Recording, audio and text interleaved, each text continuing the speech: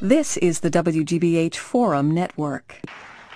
Thank you, Tom, and to the Ford Hall Forum, Northeastern University. I have to tell you, I'm smitten by the size of the audience come to hear Professor Chomsky tonight. I'm just so delighted to see that expression of interest in the news, that statement that you're making by coming here tonight. When I was a very young reporter with the Canadian Broadcasting Corporation, I remember being in the production area of one of the major current affairs programs for radio. It was back in the 1970s. Now, I was brand new, and I was being shown around, and everyone was being very polite to me and speaking in very soft voices, as you do when you're gently trying to integrate someone into something new. And one of the senior producers slammed down the receiver of his telephone, stood up, and said, "All right!" It was a sort of 1970s version of "Yes!" Everyone turned to him, and he smiled like this trophy fisherman. And he said, "We've got him." There was a pause of expectation in the room, just like this one now. "We've got Chomsky," he said. And a sigh of satisfaction in the room. Now, I was a very young reporter. I knew the name, but being the ace cub reporter wannabe that I was, I knew I had to find out a little bit more about the man. So I thought, well, that's simple. I'll just read what he's written. Right. 30 years ago, that was a full-time job. Even today, just keeping up with the writing of Noam Chomsky is a full-time job. He has written over 70 books, over 1,000 articles. He writes about linguistics, philosophy, intellectual history, contemporary issues, international affairs, and U.S. foreign policy.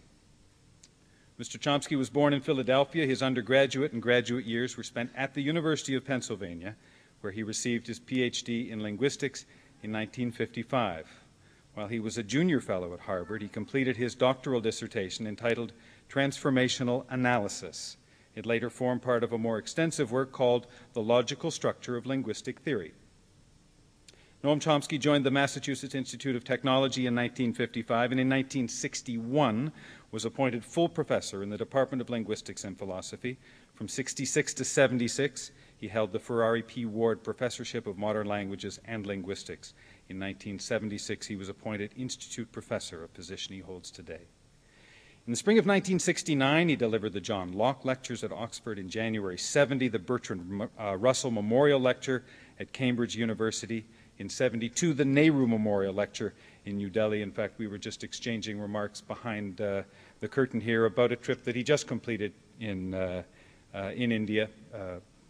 He is on the move, perhaps more than most reporters you'll ever talk to. Professor Chomsky has received dozens of honorary degrees from universities on 4 continents. He is a fellow of the American Academy of Arts and Sciences and the National Academy of Science. In 1988, he was awarded the Kyoto Prize in Basic Science. That is the Japanese equivalent of the Nobel Prize. He has received the Helmholtz Medal, the Dorothy Eldridge Peacemaker Award, and the Ben Franklin Medal in Computer and Cognitive Science. Now, my sister is a speech pathologist, and she's particularly good at her job, so she understands Noam Chomsky on the topic of linguistics. I explained I was having a little bit of trouble with that, so she said she could put it to me in rather simple terms. She said that almost everybody that you meet who goes to school learns something as a result of the way that Noam Chomsky changed the way our education system introduces us to language. Now, what intrigues me as a journalist about Mr. Chomsky's mind is what he writes, what he says about power, about the way in which power is used, about the way that it is abused, and the way it is often excused. About this time, a year or so ago, he was actually talking about retiring. I don't know if it was, in fact, September 11th that kept him at his keyboard, but I can say that this nation and this world is a much better place for having his arguments and his ideas made as available as they are. So on the topic of the emerging framework of world power, I ask you to welcome Professor Noam Chomsky.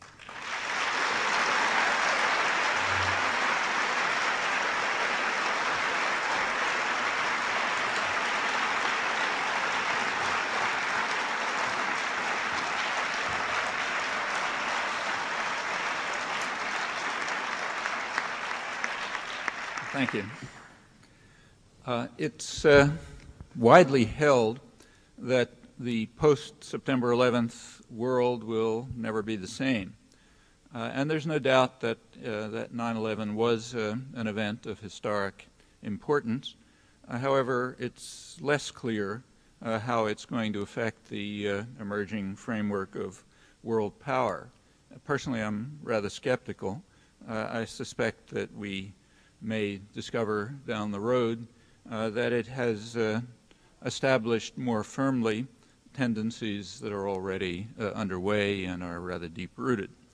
Well, to clarify the basis for that judgment, it's worthwhile to think about a few background issues, in particular 2 questions, and I'll start with those. First is, why is it a historic event? And the second is, why did it happen? I should say that these questions themselves often elicit highly irrational reactions, as if seeking explanations and trying to place events in a historical context amounts to what's sometimes called rationalization, or implies that the victims deserve to be murdered. That's very common, but it's so outlandish that it's hardly necessary to comment, and I'll put it aside. It's comment about the people who raise the questions. Other than that, not worth discussing. So first, why is it a historic event? Well, the answer to that is simple. It's because of the choice of victims, not the nature of the crime. That much should be obvious to anyone who's familiar with the record of the past several hundred years, which it should be unnecessary to review. However, it may be useful, I think it is, to listen to some voices of the traditional victims reacting to September 11th.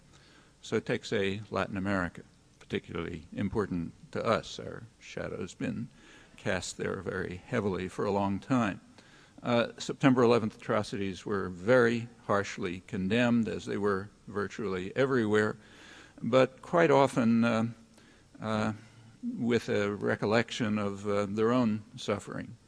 So in Central America, perhaps the leading research journal is the Journal of the Jesuit University in Managua.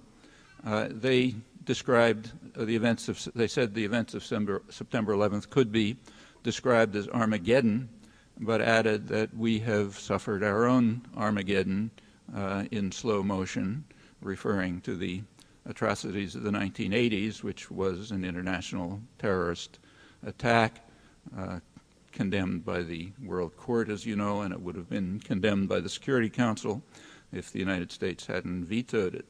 And that was more serious than September 11th. Tens of thousands of people killed, the country wrecked, may never recover. So yes, this may be Armageddon, but it's not new to us. In Panama, a journalist, a radio journalist, like others, bitterly condemned the September 11th atrocities, but added that we're familiar with it. He referred to the attack, the bombing of the Barrio Chorrillo in December 1989, when the United States invaded Panama. In that one bombing, according to Panamanian sources, several thousand people were killed in the poor barrio. Since it's our atrocities, we don't investigate, and nobody really knows the details, but it was certainly serious. That invasion, that was Operation Just Cause, undertaken by George Bush I in order to kidnap a disobedient thug who was brought to the United States and tried and is now in jail, sentenced for crimes that he committed almost entirely on the CIA payroll.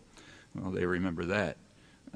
Others refer to Operation Condor and the atrocities in the Southern Cone, again, international terrorism because of the U.S. involvement, crucial involvement. Others speak of the international terrorist wars of the 1980s in Central America that left hundreds of thousands dead, millions of refugees and orphans, 4 countries ruined. There were international Gallup polls taken after September 11th. Condemnation of the atrocities was near universal. On the other hand, there were very few places where there was much support for a military reaction. Some places, apart from a few places, it rarely went above about 30%, rather legal means, the kind of means that Nicaragua attempted to pursue but failed because they ran up against a more powerful force, namely us, that wouldn't permit legal means. In Latin America, support for military action was the lowest. The highest in Latin America was about 11% in Venezuela and Colombia. The lowest was 2% in Mexico. The essential fact that lies behind this was described quite simply by Carlos Salinas, who directed government relations for Amnesty International for many years with particular concern for Latin America. And what he said is that Latin Americans know better than perhaps most people that the U.S. government is one of the biggest sponsors of terrorism, and they know it from firsthand experience.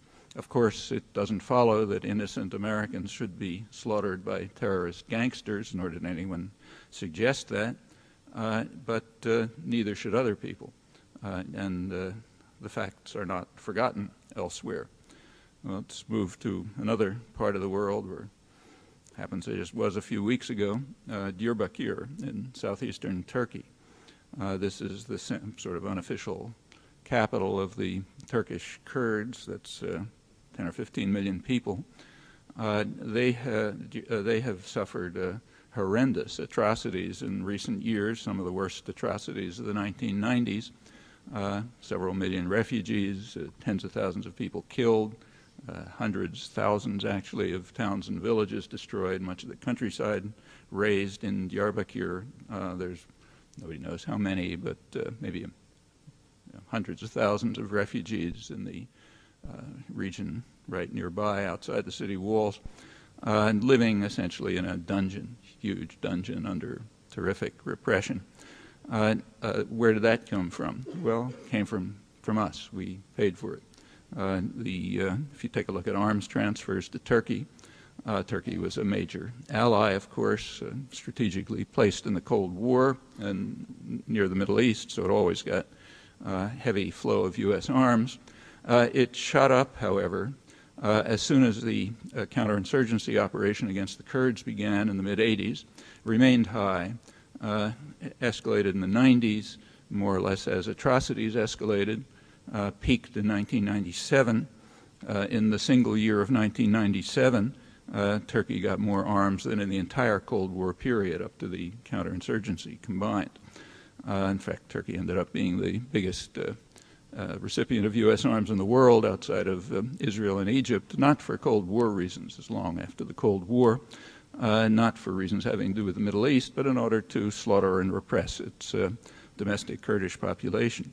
Well, in Diyarbakir, as everywhere, there was harsh condemnation of the September 11th atrocities, but they don't overlook what I just described as easily as we do. Let's move a little bit to the south, to Lebanon and the Palestinian refugee camps. There, too, there was strong condemnation of the atrocities, but it was mixed. Many of them remember, in fact, everyone remembers the murderous invasions through the 90s, supported strongly by Clinton. Again, hundreds of thousands of refugees, hundreds of people killed. And there are very few who could possibly have forgotten 1982, when the invasion killed about 20,000 people, half destroyed Beirut. None of this was in self-defense. That's at last being quietly conceded in the United States, at least in the case of the 1982 war. The first recognition that I've seen is in a recent column by James Bennett in the New York Times, January 24th, column on another topic. But if you look in it, he says, he's their Middle East correspondent, he says the goal of the 1982 invasion was to install a friendly regime and destroy Mr. Arafat's Palestinian Liberation Organization. That, the theory went, would help persuade Palestinians to accept Israeli rule in the West Bank and Gaza Strip. That's quite accurate. It was, in fact, 20 years ago already openly called in Israel a war for the occupied territories. And it's quite important. These facts were reported extensively in Israel 20 years ago. They've previously been accessible here only in dissident literature. Of course, all of this was carried out with the decisive military and diplomatic support of the Reagan administration. Well, all of these things are extreme cases of international terrorism, if not the more severe crime of aggression, the major war crime. But let's give the benefit of the doubt to Washington and assume that it's only international terrorism. It surely satisfies the official U.S. definition of terrorism, which was formulated at the same time, the early 80s. That is, the calculated use of violence or the threat of violence to attain goals that are political, religious, or ideological in nature. You go back to James Bennett's description of the U.S.-Israeli invasion of Lebanon, fits that case, that definition precisely.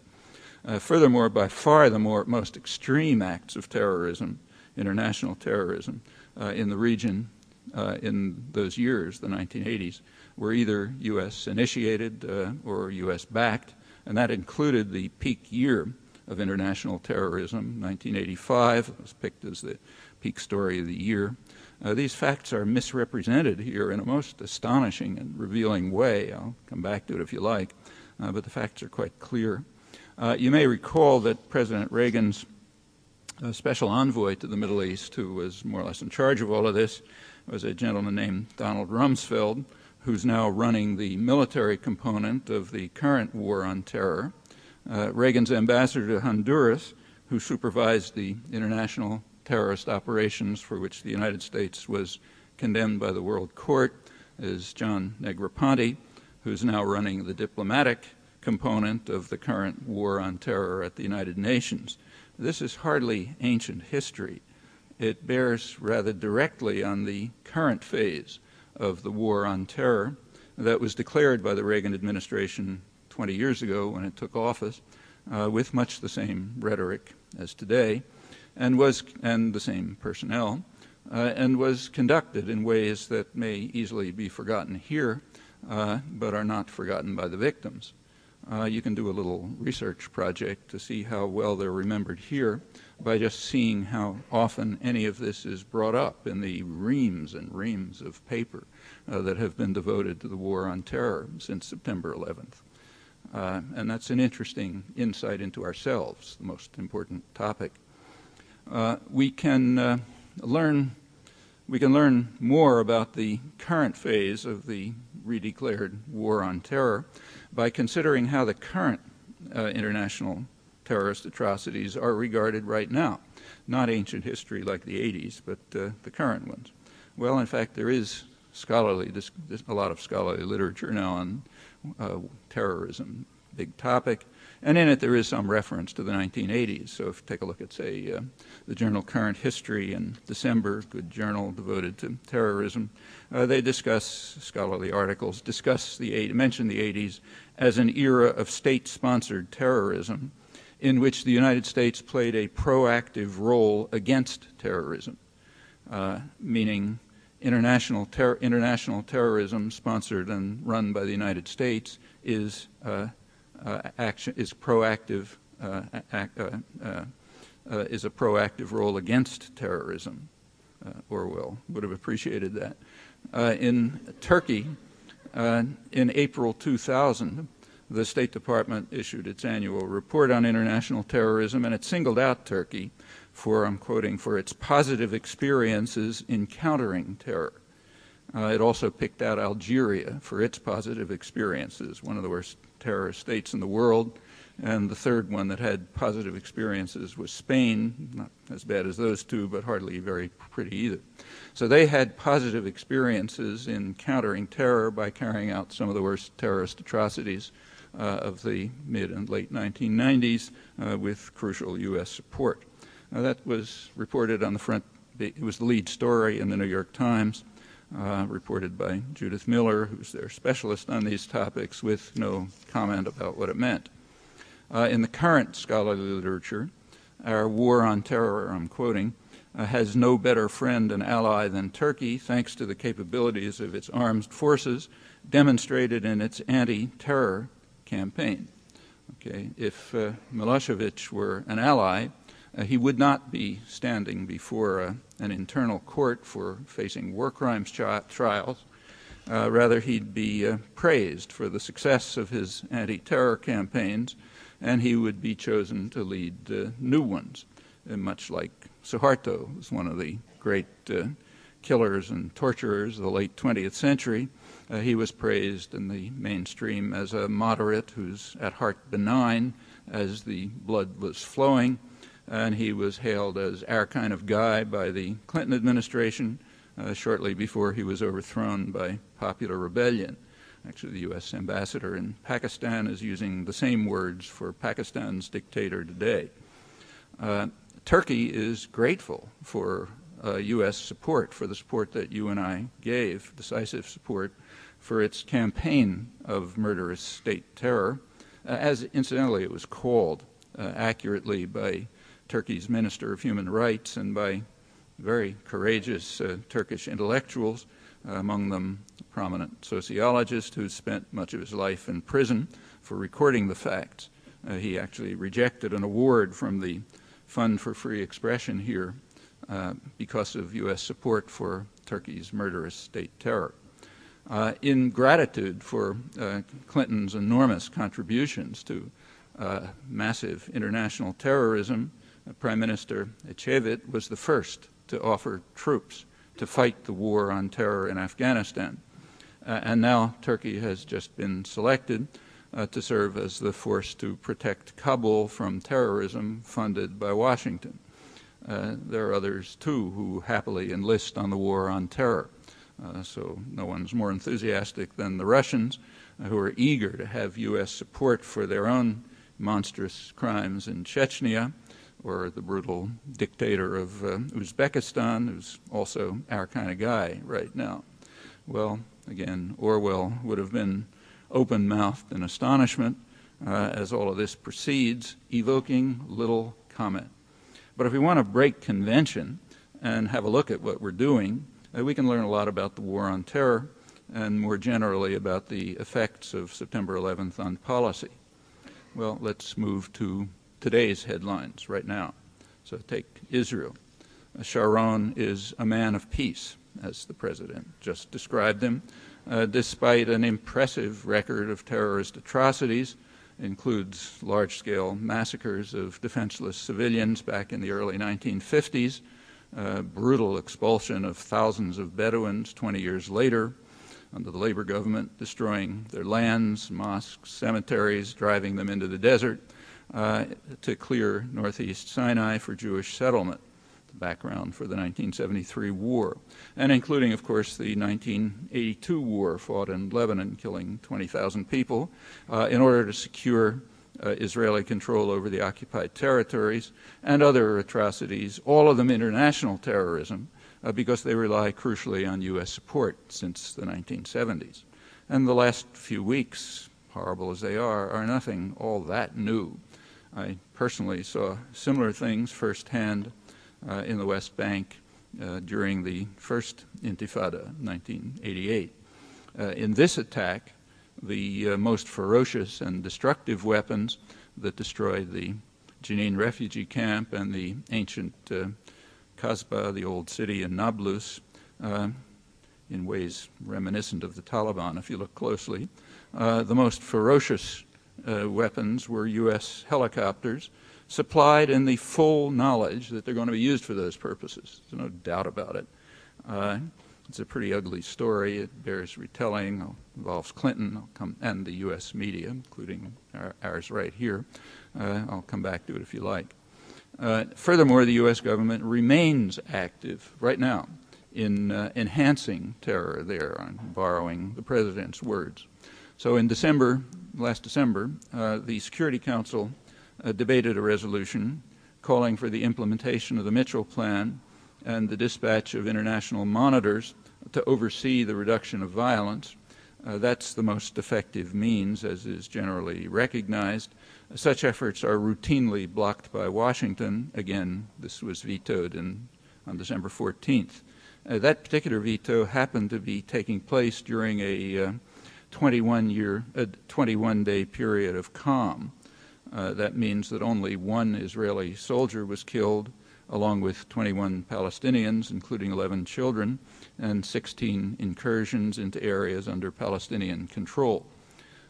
10 days before the U.S. veto, there was a conference in Geneva, important conference, which the U.S. boycotted and therefore undermined, a conference that once again concluded that the Fourth Geneva Convention applies to the occupied territories.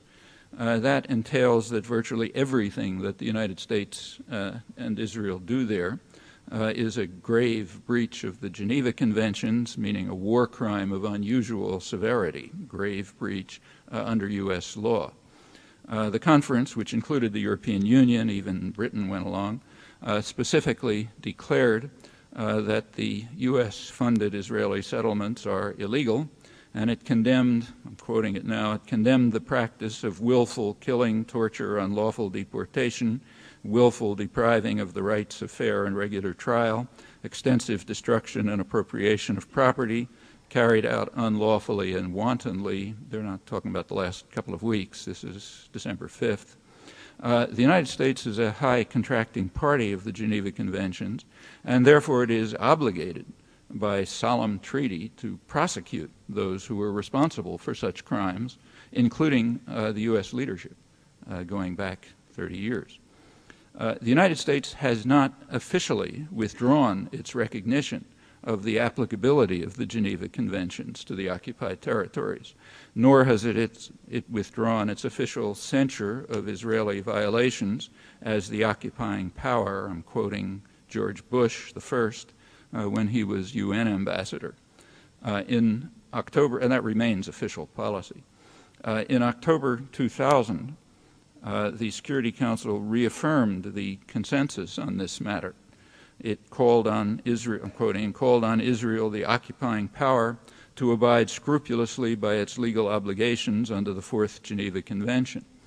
Remember, that excludes just about everything that's happening there as a war crime.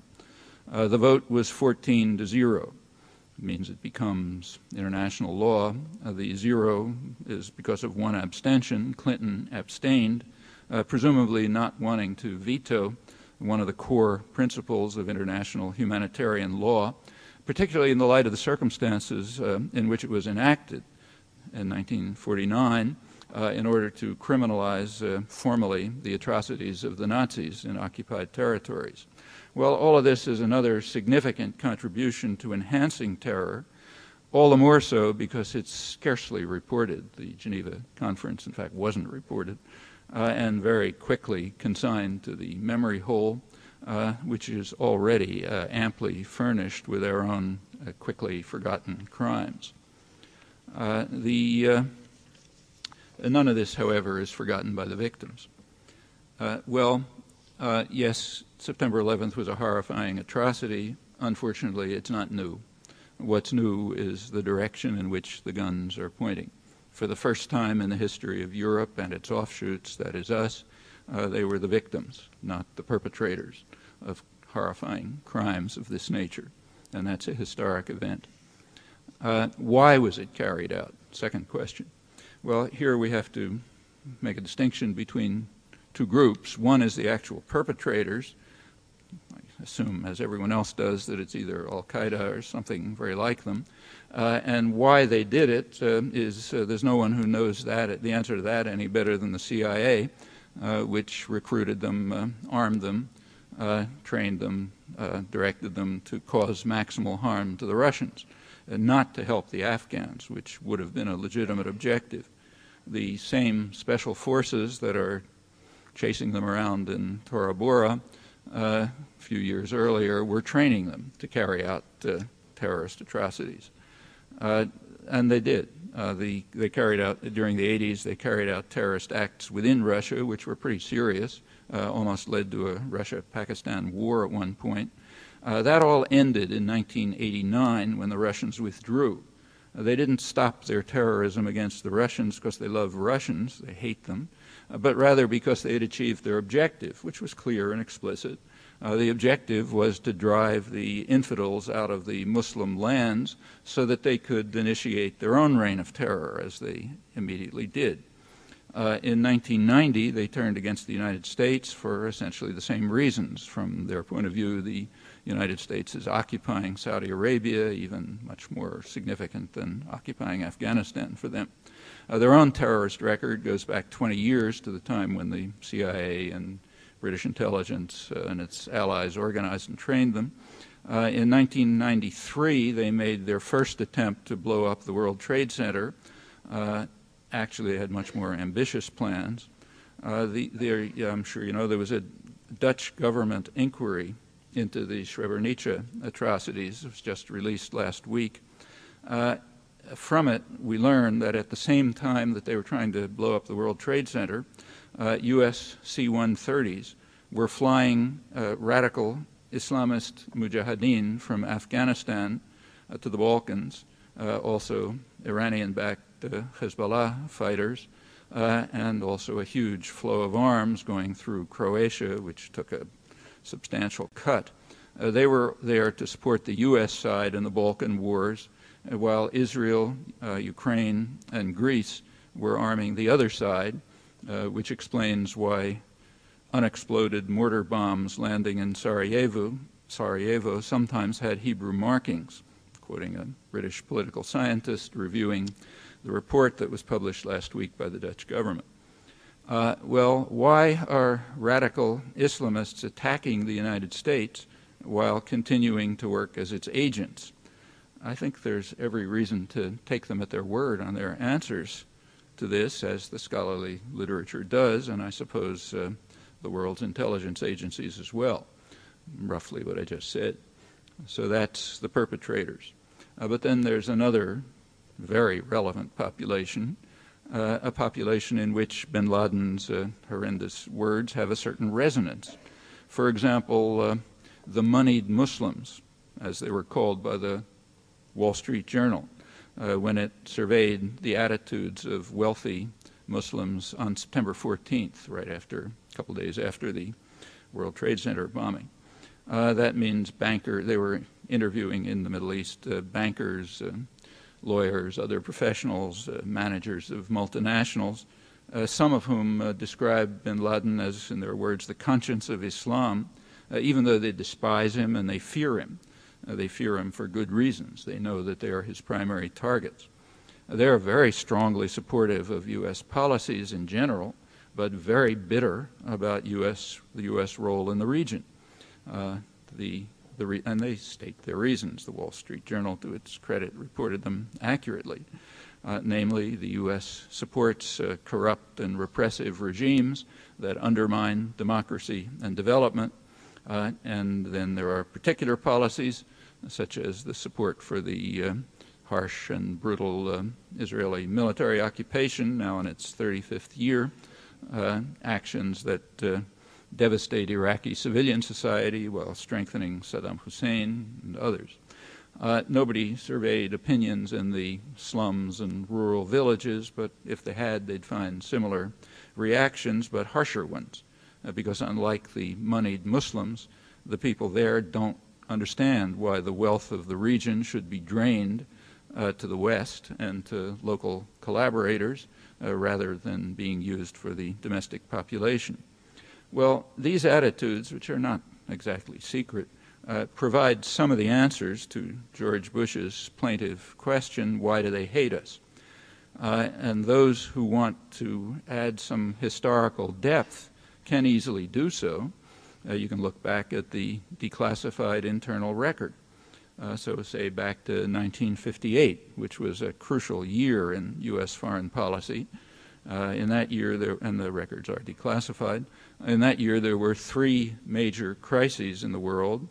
Eisenhower and Dulles, President, Secretary of State, insisted that there was no Russian connection in any of them, which is incidentally rather typical of the Cold War period when you look closely at particular cases. All three were oil producers. All three were Islamic.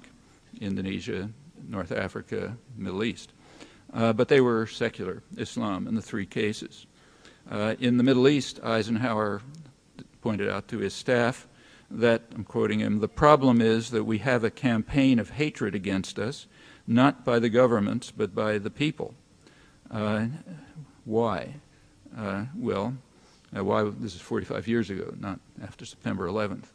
The National Security Council explained, highest planning body, I'm quoting them, they said, "In the eyes of the majority of Arabs, the United States appears to be opposed to the realization of the goals of Arab nationalism. They believe that the United States is seeking to protect its interest in Near East oil by supporting the status quo," that means corrupt and brutal governments, "and opposing political or economic progress." And they point out that that perception is difficult to counter since it's accurate. Our economic and cultural interests in the area have led not unnaturally to close U.S. relations with elements in the Arab world whose primary interest lies in the maintenance of relations with the West and the status quo in their countries. So that's the policy we do follow and we should follow, and it will lead to a campaign of hatred against us, much as the Wall Street Journal and others found after September 11th when they surveyed the opinions of the wealthy and the privileged, who are closely linked with Western power and support its basic objectives. Well, it's easy to go on with this, and it's not hard to understand, but educated opinion here prefers a different story, the one you've read over and over. It prefers ruminations about how they resent us because of our freedom and our love of democracy, or because of their cultural failings, which go back to the Middle Ages, or because they've been left behind by the form of globalization in which they happily participate, and so on. And we can, if we want, choose self-serving fairy tales, but it's not particularly wise, nor is it wise to pretend that we don't know the answer to Bush's question. We do. It's very hard to miss. Well, those policies continue to be operative, not only in the Middle East. Let's go back to Latin America.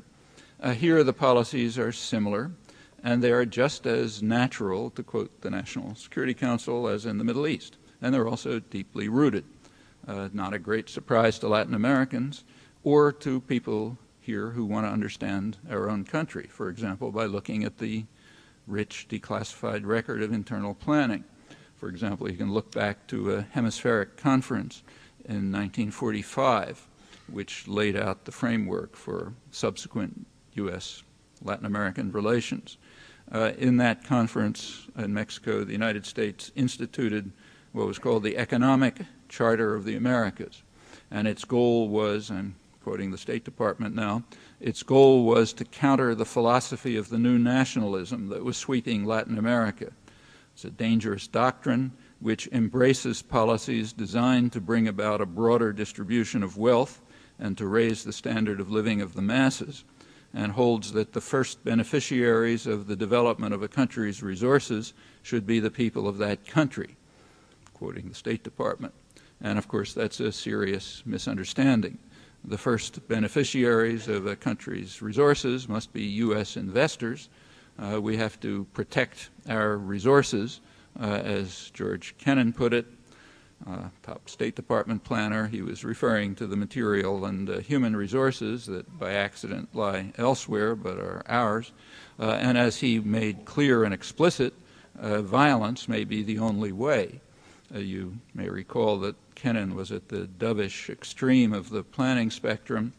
He was removed in 1950 because he was considered too soft for this harsh world. And he's now revered as a great humanist. The threat of the new nationalism was overcome. The U.S. had the force to do it.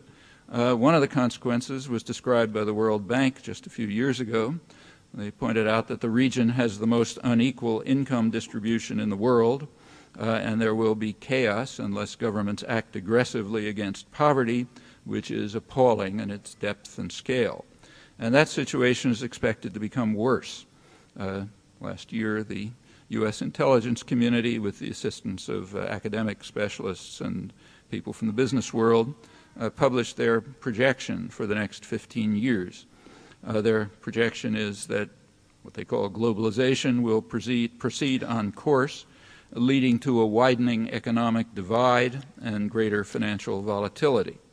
Well, a widening economic divide means less globalization in the technical sense of convergence to a single market, but more globalization in the doctrinally preferred sense of concentration of wealth and power, and more financial volatility. Well, that means slower growth and even more harm for the poor majority. So that's the optimistic scenario.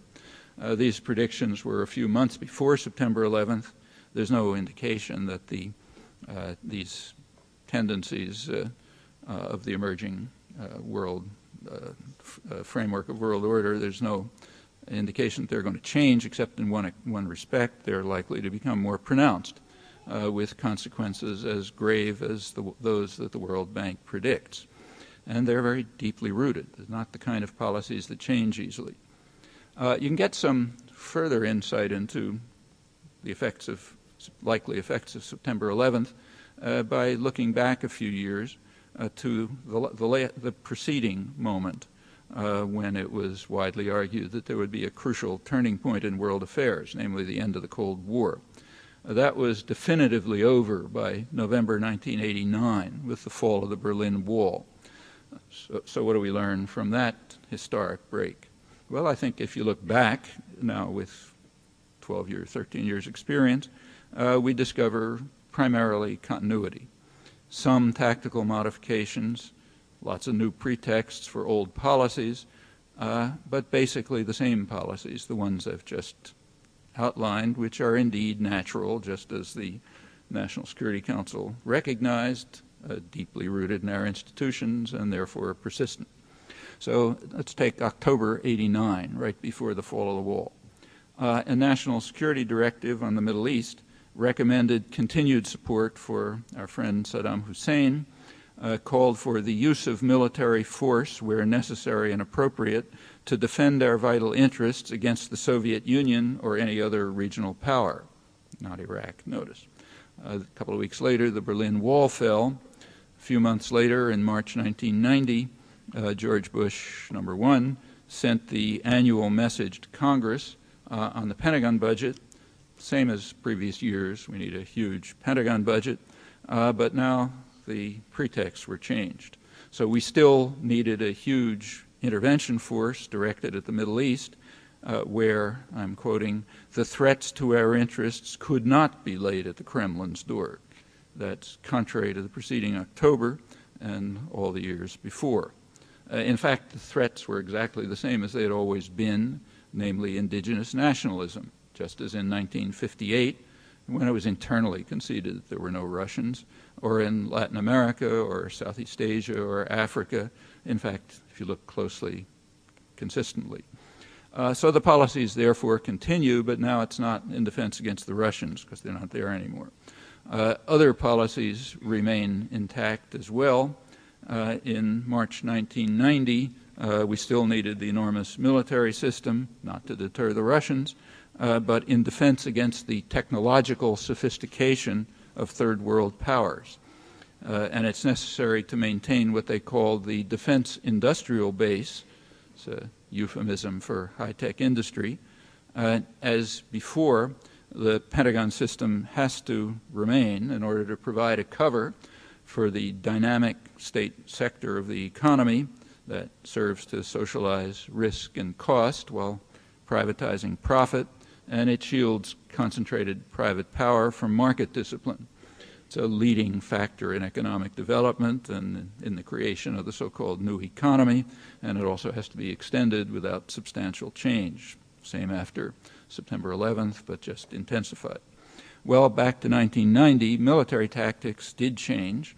The Pentagon explained at the time that the international environment has changed from the targets being weapon-rich, that's a reference to the Soviet Union, to being target-rich, that's a reference to the South, the former colonial world, where there are increasingly capable third world threats.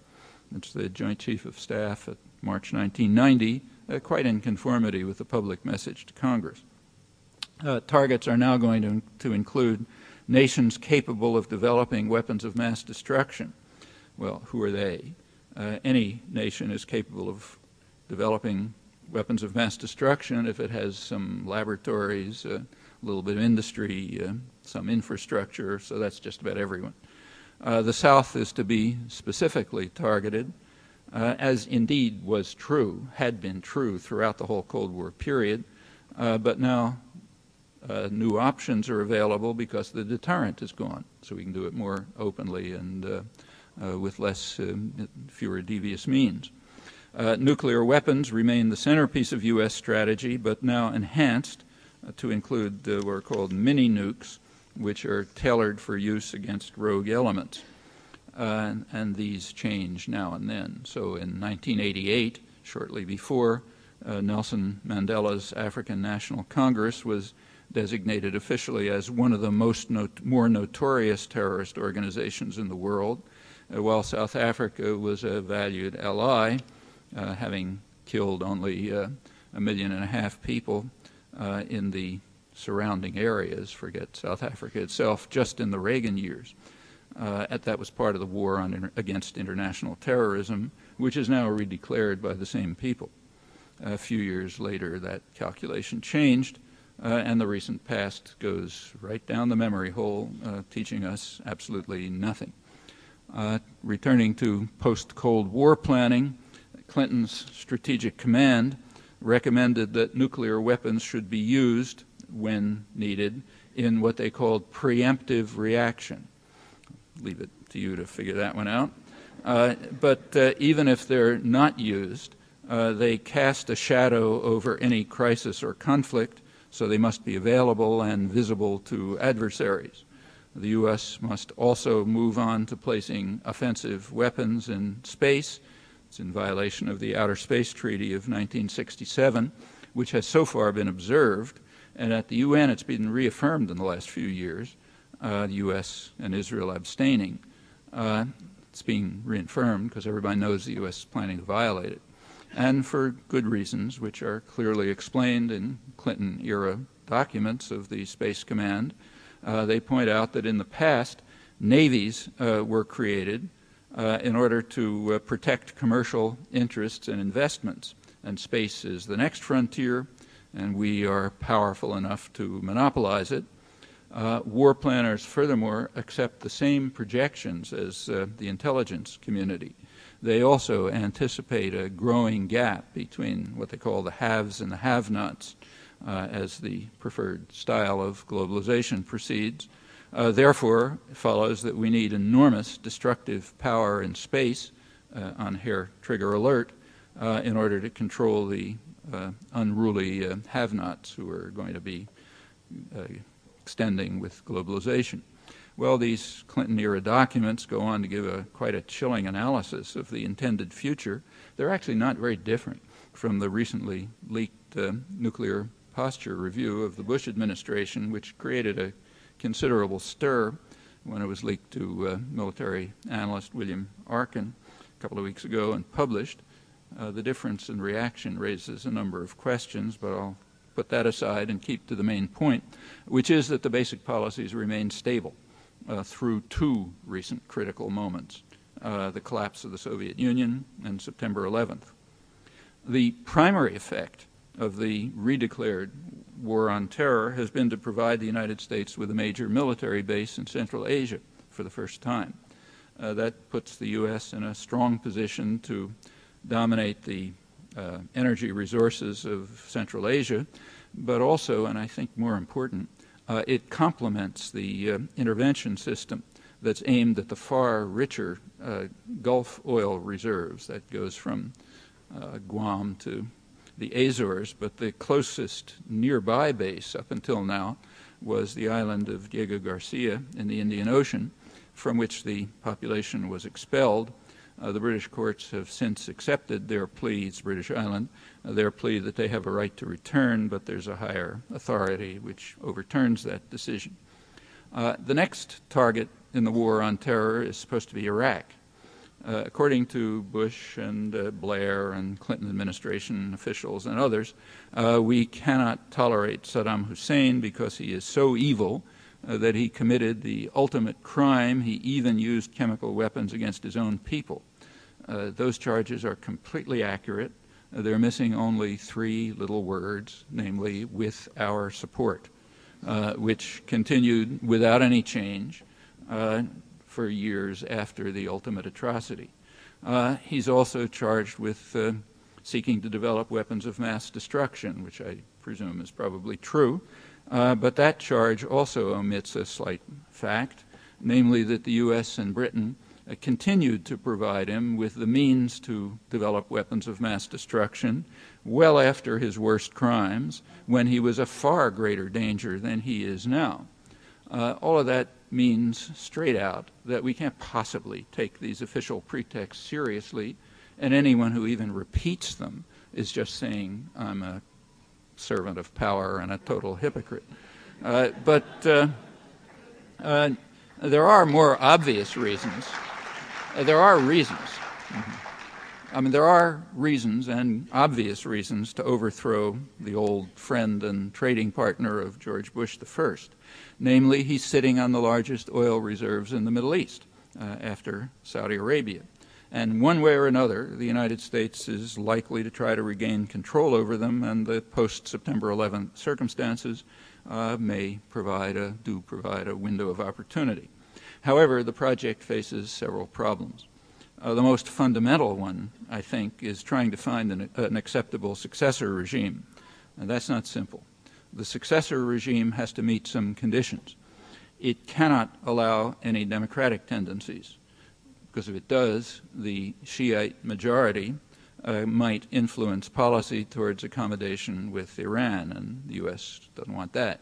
And furthermore, the Kurdish minority might gain rights that would threaten U.S.-backed repression of Turkey's Kurdish population, which remains very severe.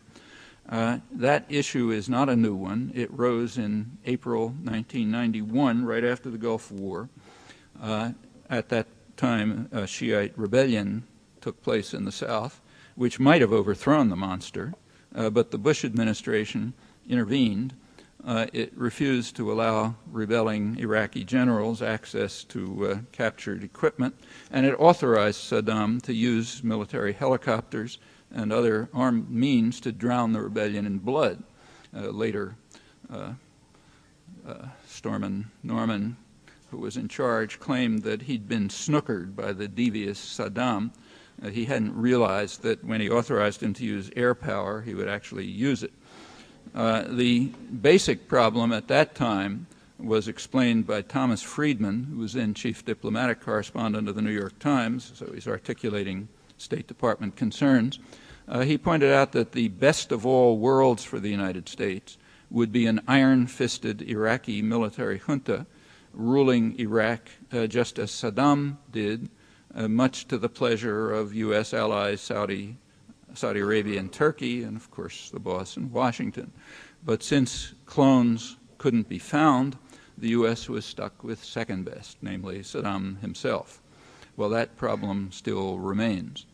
Currently, the State Department and the CIA are reported to be developing contacts with Sunni Iraqi generals, recent defectors, and they might be suitable replacements as clones.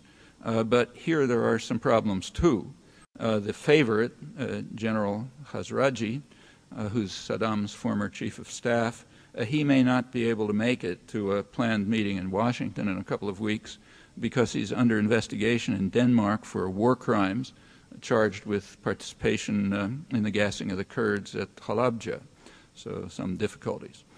Another problem is one that's all over the front pages, namely strong regional opposition, even from Kuwait, which of course has been exacerbated by the recent U.S.-Israeli operations in the West Bank.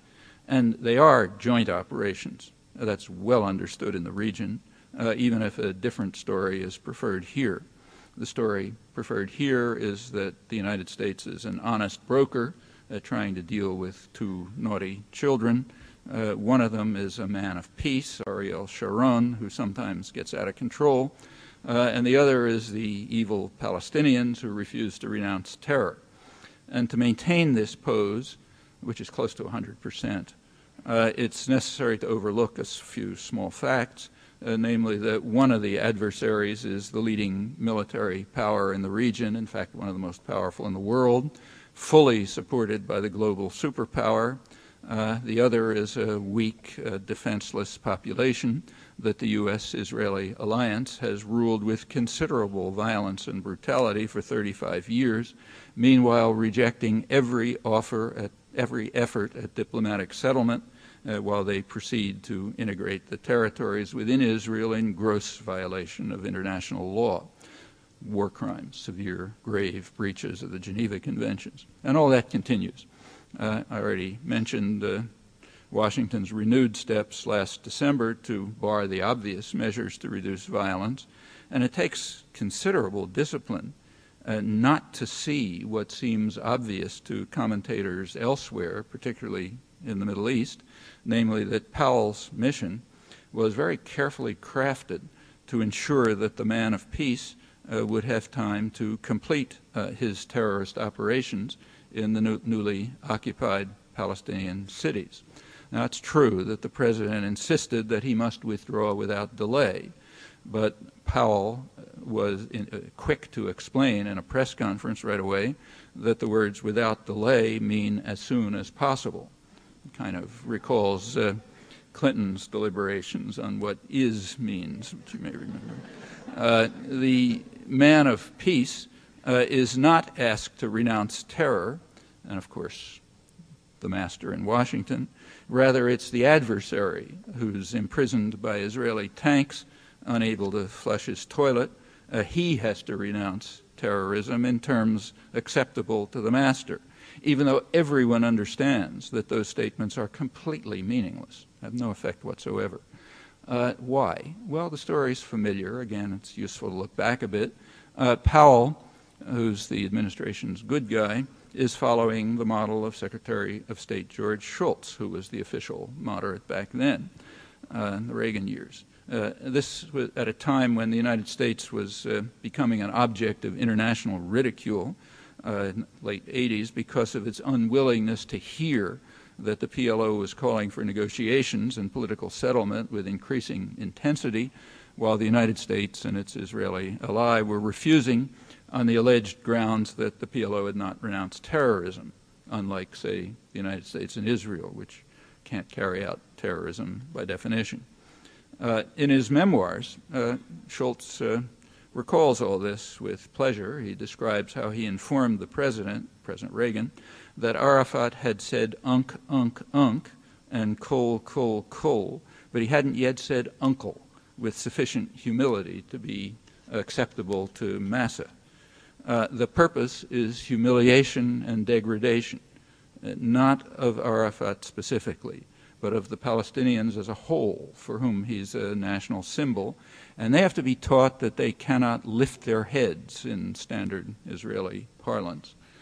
20 years ago, during another one of the periodic outbursts of state terror in the occupied territories, a very respected centrist commentator in Israel, Yoram Perry, wrote that 15 years, that's what it was then, 15 years of occupation have taught Israeli soldiers that the task of the army is not only to defend the state and the battlefield against foreign enemy, but to demolish the rights of innocent people because they are Arabushim, living in territories that God promised to us. Arabushim is the Hebrew word that's the equivalent of niggers or kikes.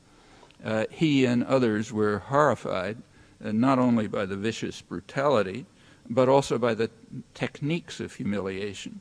For example, writing identification numbers on arms of prisoners on the day of the Holocaust, which was a practice renewed in the past few weeks, again arousing horror. 10 years before that, Moshe Dayan had informed his cabinet colleagues that the Arabs must be told that they will live like dogs in the hope that they will leave. And ever since then, the U.S.-Israeli practice has followed the advice of one of the leaders who was actually most sympathetic to the Palestinian plight. Well, none of this breaks new ground. These are familiar elements of domination and repression. Humiliation and degradation are at their core. Comes second nature to anyone with their boot on someone's neck.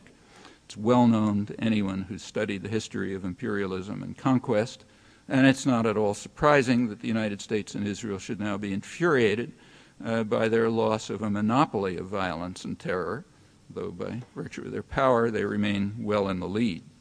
Well, the official justification for the perpetuation of many years of repression and terror is that the Palestinians rejected the magnanimous and generous offer of Clinton and Barak at Camp David in the year 2000, so they deserve their fate.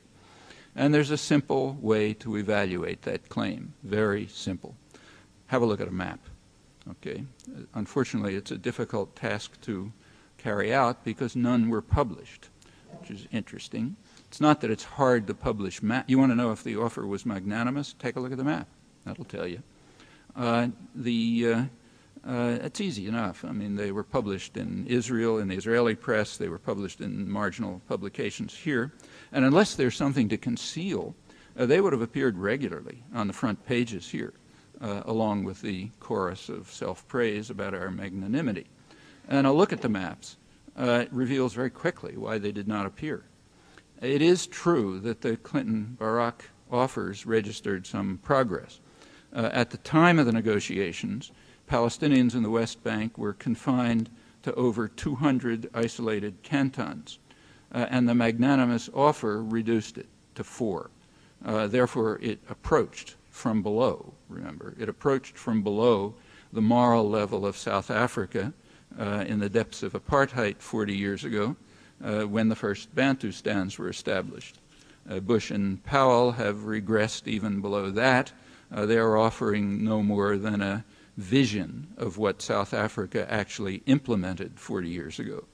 There's also been no change in the intentions, which are openly announced, described by Barak's chief negotiator at Camp David, Shlomo Ben-Ami, one of the architects of the Camp David Accords and a dove in the Israeli spectrum.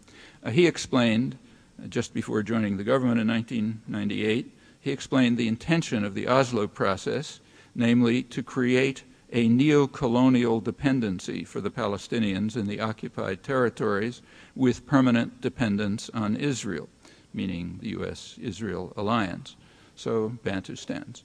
And the analysis is correct, and it should have also made headlines right along with the unpublished maps and along with the actions which were taken at the time to drive the point home. The final Clinton-Barak year, in that year, settlement programs expanded to their highest peak since 1992, pre-Oslo, under Sharon. Well, you take a look at history, it again reveals the continuity of policy. So right now there's a great deal of interest in the Saudi peace plan, which was adopted by the Arab League in March. And this is regularly described here as a historic opportunity if only the Arab states will at last accept the existence of Israel, as in fact they have repeatedly done, along with the PLO, since January 1976, when they joined the rest of the world in backing a Security Council resolution which called for a political settlement based on Israeli withdrawal from the occupied territories with, I'm quoting it, appropriate arrangements to guarantee the sovereignty, territorial integrity, and political independence of all states in the area, and their right to live in peace within secure and recognized borders. So that's in effect UN 242, the basic document, amplified to include a Palestinian state. As usual, the resolution was vetoed by the United States, which is a double veto. It vetoes it from history. Similar initiatives have regularly been blocked by Washington right to the present.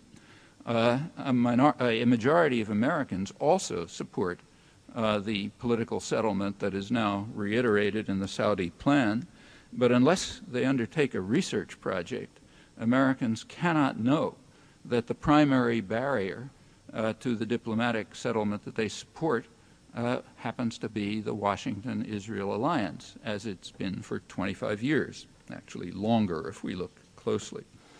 Well, unless this changes, and that means changes right here, the prospects there are for descent into even more bitter tribal warfare with ominous consequences that are likely to spread well beyond. Well, finally, looking back very quickly, over a longer stretch, at the end of World War II, the United States had a position of global wealth and power that had no analog in human history.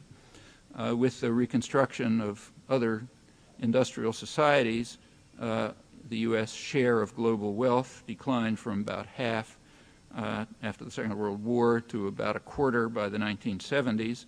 That's the time when the major critical change in post-war policy took place, namely the post-war economic system was dismantled and the current neoliberal framework was established. It's been accompanied for the past 25 years by deterioration in major macroeconomic indices, apart from countries that didn't follow the rules, and a notable attack on the substance of democracy. These are important topics, but I can't go into them now.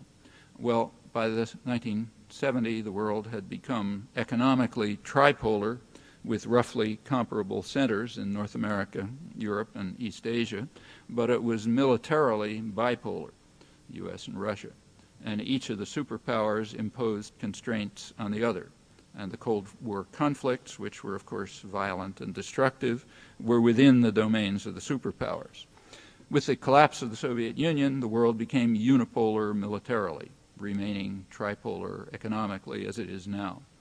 A couple of years ago, Harvard political scientist Samuel Huntington wrote in the main establishment journal, Foreign Affairs, that much of the world, he seemed to imply most of the world, considered the United States to be a rogue state, the greatest threat to their existence, possibly a reasonable estimate, and possibly more so today. It can also be reasonably argued, I think, that the evolving system of state corporate power is a threat to its own, based in Washington, it's a threat to its own population, us. The tendencies that lead in that direction are very real, they're not inexorable, and there are others that strongly counter them. Well, if you look over the centuries, there's been significant expansion in the realm of freedom and justice. There are periods of regression, but the cycle is generally upward. As always, human affairs are scarcely predictable. Very little is understood, and too much depends on will and choice. The emerging framework of world power should not be an object of detached contemplation, but has to be forged by dedicated work and struggle, always based on an effort to dismantle doctrinal constraints, to see what's before our eyes, which is not really very deeply hidden.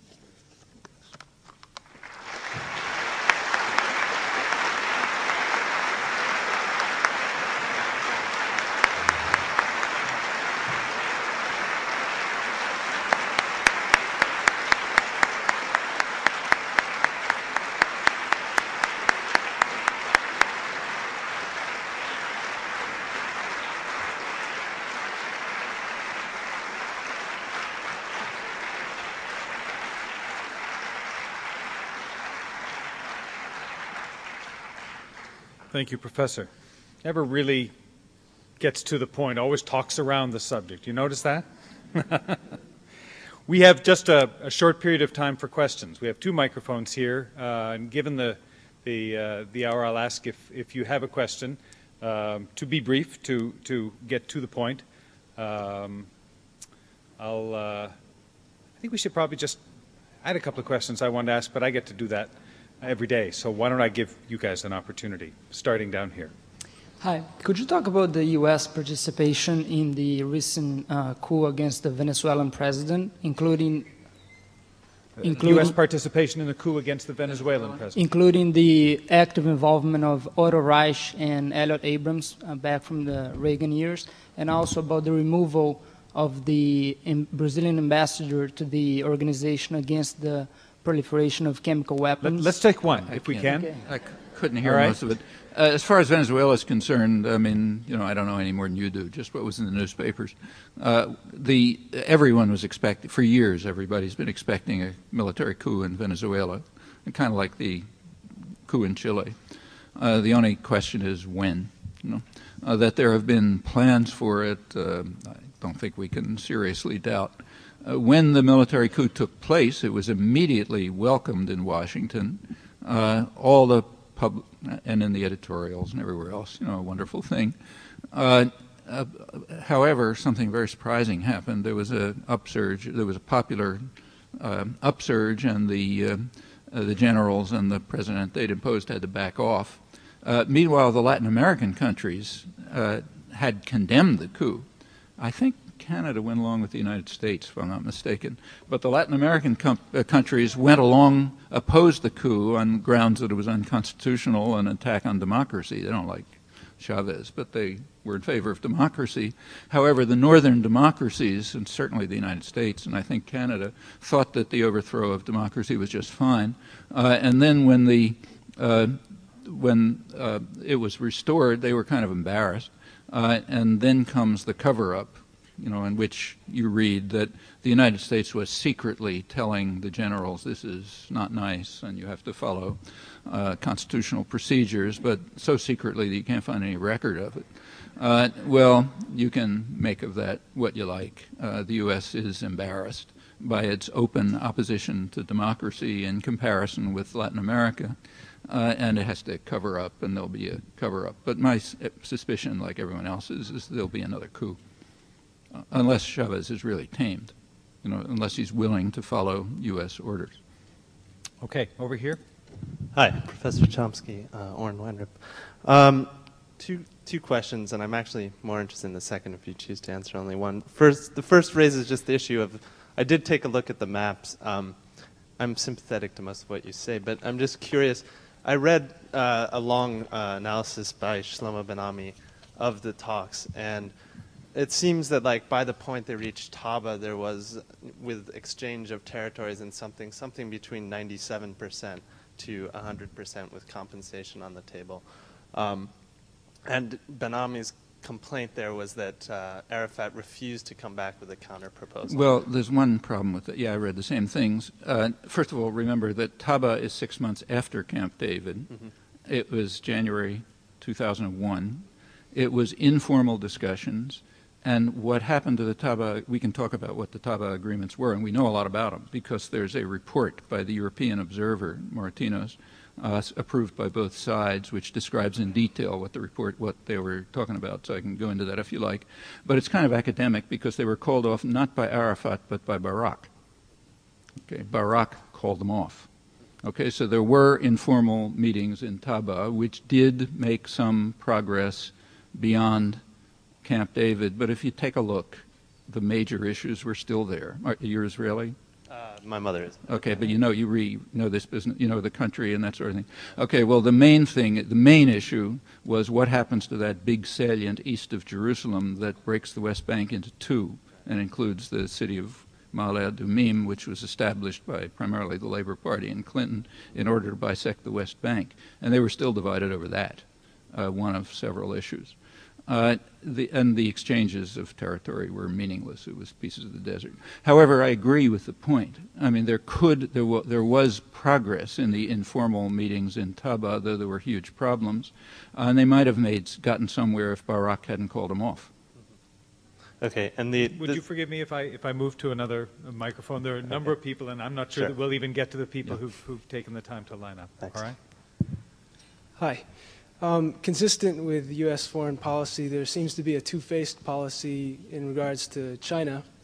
On the one hand, we're becoming closer and closer to them as a trading partner, and on the other hand, we're beginning to demonize them as our next great superpower to build up our arms race against. I'd like to hear what you have to say on that subject. Yeah, I think you're right. I mean, policy towards China is kind of ambivalent. They're a major a region for investment and trade.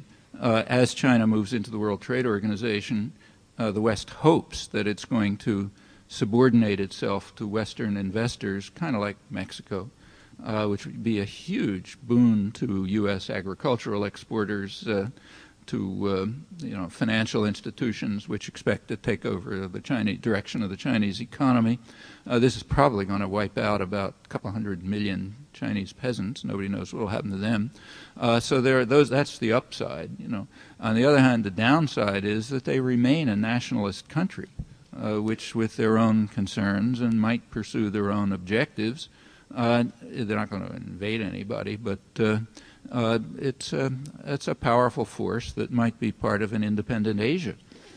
China and Japan together, especially Japan and its surroundings, but now also China, in principle could be the dominant economic force in the world. They probably have the largest financial reserves in the world right now. And they're not a military force, but that can change. So yeah, that's a concern. Just like there's a concern over Europe going its own way. So it's mixed. Okay. Pretty much like you said. Thank you. Back to this mic. Hi. Some commentators say that we... Can you get a little closer to the mic, please? Thank you. Hi, Professor. Some commentators say that we have to wait for a new generation of leaders in Israel to even begin to achieve peace. Even with a new generation of leaders, do you believe it's possible to even achieve peace within the Middle East? Could you comment on that? Do I agree? No, I think the main problem is right here. I think the main problem is right here. It's very easy to blame other people for the terrible things they do, right? So you can look at all these bad people in the world and they're doing all kind of awful things. In fact, there's a new literary genre that's developing, which is very widely hailed in the United States. You can read, laudatory reviews in all the main papers. It's a series of books, one by the head of the Human Rights Center at Harvard, which do talk about a flaw in the American character and therefore are extremely courageous. The flaw is that we somehow don't respond properly to the crimes of others. Okay, you take a look at those books and the laudatory reviews and the indices and so on, you notice there's a slight gap. How do we respond to our own crimes? Well, that you can't ask. Okay, so you can go as far as saying, well, we don't respond properly to the crimes of others, and that's an enormous act of courage, and we laud it, and so on. But what about the vastly more important question about ourselves? And the same is true here. There will not be, there's conflicting groups inside Israel right now, and there will be in the future. But those who want to move towards a peaceful accommodation are not going to get anywhere unless they have support in the United States. And so far, the United States has, for 25 years, insisted on blocking peace. Remember, the Saudi peace plan, in essence, was proposed at the Security Council 25 years ago, blocked by the United States. The U.S. vetoed the similar plan again in 1980. It blocked, along with Israel, blocked similar Saudi plan in 1981. Right through the 1980s, it was blocking PLO and Arab state and European initiatives more or less of the same type. You take a look at the General Assembly records where there's no technical veto. Year after year, from the mid-70s up till the 90s, there are regular votes every December session on similar proposals with numbers like, 150 to 2, U.S. and Israel. Sometimes they pick up Dominica or something like Micronesia. But that's what's been going on. There's great praise for Baker, who was very forthcoming, Secretary of State for George Bush. You can read it in the Christian Science Monitor this morning, big review of the so-called peace process, lauding Baker for really going very far. The only thing it doesn't mention, and is never mentioned, is the Baker Plan. That is the official U.S. policy in December 1989, called the Baker Plan. You can read it in the State Department bulletin, which endorsed, I'll tell you what it said, it endorsed the coalition position of the Israeli government, that's Shamir and Peres, their position, which has never been published in the United States except in the dissident literature, but it is the Baker Plan. Their position says, first, there cannot be an additional Palestinian state between Israel and Jordan. What does additional mean? Well, it means there already is a Palestinian state, namely Jordan, and there can't be an additional Palestinian state between Israel and Jordan. Second, the status of the occupied territories called Judea, Samaria, and Gaza will be determined according to the guidelines established by the Israeli government. That's point 2. Point 3 is we will allow free elections under Israeli military rule, and though they didn't mention it, with tens of thousands of Palestinian intellectuals in jail. Well, that last point did get some mention here, showing how forthcoming we are and how much we love democracy. But the first two, didn't describe it the way I just did. You know, I said free elections, isn't that wonderful? But that's the Baker Plan, which is now being lauded as tremendously forthcoming. In fact, there just isn't an exception. You take a look at the whole record. It's a formal. These are not secrets. You know, you don't have to go to declassified records for these. This is all public material. There's simply no deviation from that position. I mean, on paper there is. Like you can read Jimmy Carter in the New York Times a couple of days ago, saying, "Yeah, we all agreed." In fact, he even says Begin agreed on Israeli withdrawal from the occupied territories in 1978. I mean, if he believes that, you just have to have pity on him. What Begin said in 1978 is, we're not going to withdraw from the occupied territories, we're going to settle them. You want to pay for it, that's fine. And Carter did. In fact, U.S. aid to Israel went up to half of total U.S. aid. Now, maybe Carter believes he heard Begin say, I'm going to withdraw, but he certainly didn't say it, and he certainly didn't act on it. Now, until that changes, there will be no opportunity for political leadership to develop in Israel that will try to implement these approaches. Thank you. And back here. Professor, I think you've done a marvelous job of deconstructing American foreign policy and a lot of the myths that are used to rationalize it. I wonder if you could talk some more about where we go from here, where the Israelis go from here, where the Palestinians go from here. Oh, can we just pick one? I just talk about us. I mean, let's talk about Israelis and Palestinians, that's up to them. Well, I think, if I can just make a brief comment, I think you would find that in all those constituencies, a vast majority of the population, out of fear, in some cases very justified, feels that all the actions are justified in terms of self-defense, which 9/11 sort of underscores for most Americans. Well, I'm not interested in giving lectures to Palestinians and Israelis. I mean, when I'm in Tel Aviv or when I'm in Birzeit, I tell them what I think they should do, but I'm here, okay? So I think we should ask what we should do. What we should do is very straightforward and simple and within our reach. First of all, break through the doctrinal constraints, which are rigid, and find out what's going on, okay? Once you find out what's going on, well, you maybe agree that I'm right, or you may think I'm wrong, but whatever it'll be, you'll at least know what's going on when you look at the maps and so on. And if what I said turns out to be more or less accurate, it's clear what we ought to do. We ought to change U.S. policy so that it no longer is the major impediment to peace in the region. And that's, it's a pretty conservative view. You know, it means taking the position of the majority of the American population, and even the formal position of the U.S. government, and saying, okay, let's do it. And we know how to do it. Israel will respond to what the U.S. says. They have to. They have no choice. And they always do when the push comes to shove. If there's any resistance, you just make a hint that maybe we'll suspend arms shipments for a little while. But there's no real need. If the U.S. agrees to accept the long-standing international consensus on this and the position of its own population, yeah, you can move towards the kind of settlement that everyone more or less agrees is the only short-term possibility. Some kind of two-state settlement on the internationally recognized borders with all the wording that I just repeated from the 1976 declaration that comes from UN 242, the rights of both states in the region to peace and security and so on and so forth. The Palestinian state would certainly be disarmed. There could be some border adjustment, mutual adjustments. There might be some territorial trading. These are all technicalities. The main thing is to agree to the general point that there can be a viable Palestinian state. Unless that's agreed to, there won't be any progress, and the U.S. has so far totally refused that. Well, over here. Good evening, Professor Chomsky. Are you familiar with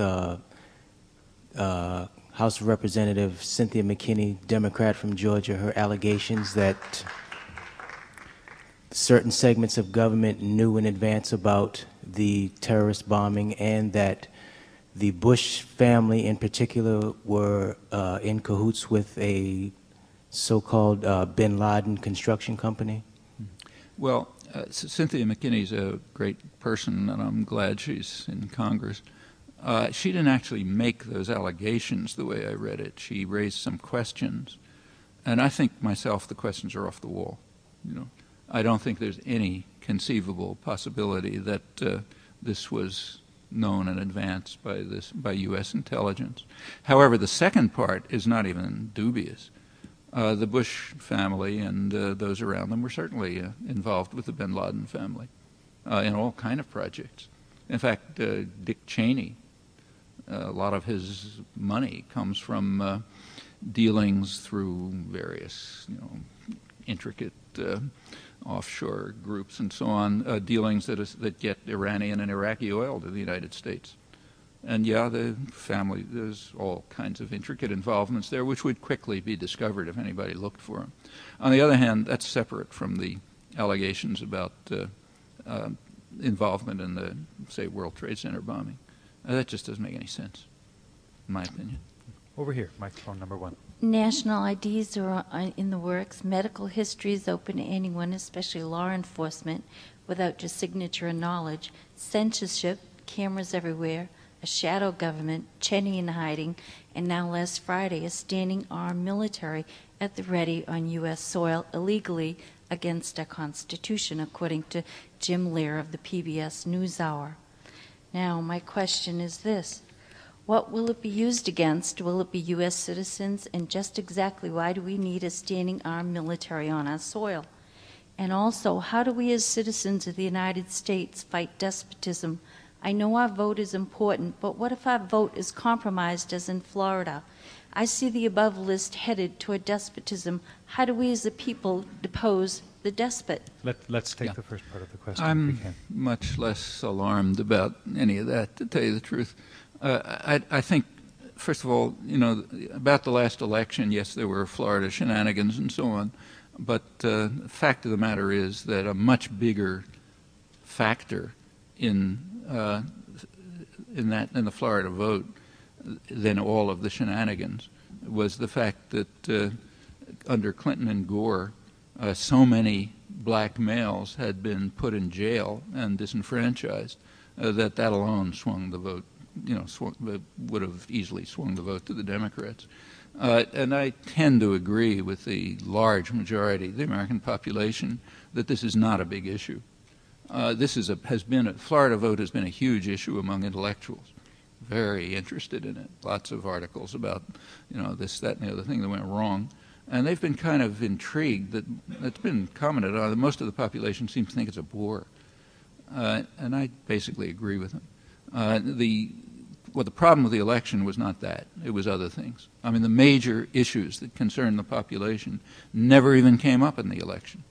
Literally never came up because the population was opposed to elites on them. Right before the election, like on the eve of the election, about 75% of the population regarded it as a joke, some kind of game among rich people and party bosses and the public relations industry. So therefore, they're not much interested if the Supreme Court made some crazy decision to switch it one way or another over in what was pretty near a statistical tie. So whatever was going on there was serious, but I think we're looking at the wrong problem. There was a problem, but it was not the stealing of the votes. On the military part, look, the civil libertarian tradition in the United States is by now quite strong. There were times, and not in the very recent past, when the government was able to carry out highly repressive and brutal actions. I don't think that's possible anymore. There's just been too many victories, especially in the last 30 or 40 years, which have established barriers to government repression. We face plenty of problems, but in my view, at least, that's one of the least of them.